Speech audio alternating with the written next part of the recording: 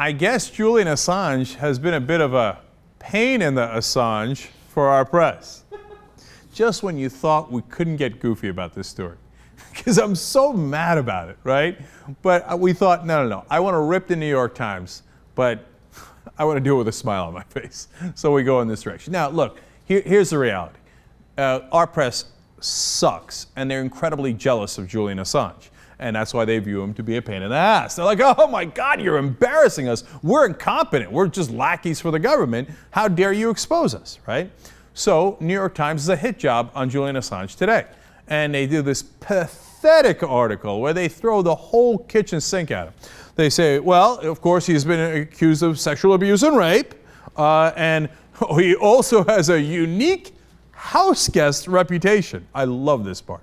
Sometimes some friend said he came over uninvited. International criminal. And he has abused the cat of someone that also worked at WikiLeaks who now hates him. Now, did he really abuse the cat? Who knows? The guy's got a grudge against him. And he refused to flush the toilet. They wrote that in the New York Times with a straight face.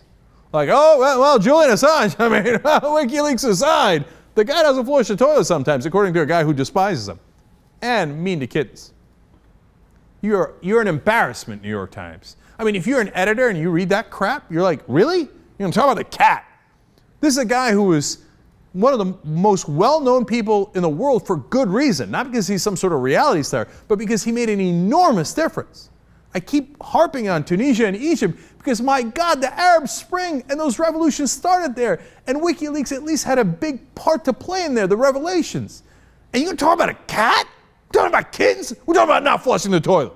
Oh, come on, man. This isn't journalism.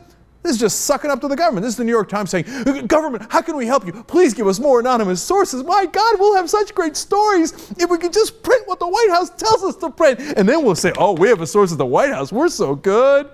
But they're not just done yet with kittens and toilets. William Neuman and Maggy Ayala, who are an embarrassment, continue.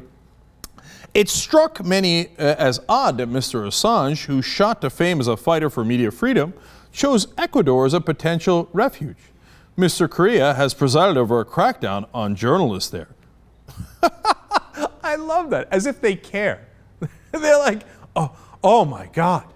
Golly gee, the press of Ecuador is not free enough. Unlike us here at the New York Times, who do the bidding of whatever the U.S. government tells us to do. You see how free we are? Did we do a good enough job, White House? Pentagon, can we get more sources? Oh, yes. You're talking about freedom of the press here in the U.S.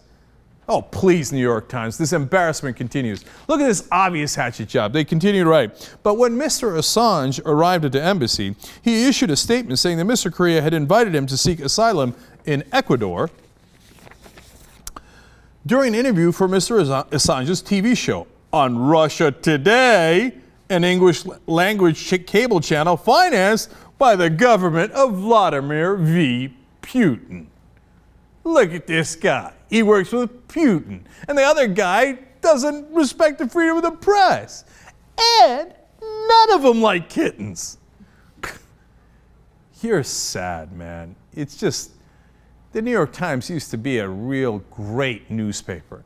Now, all they do is bow down to our government and kiss their ass over and over.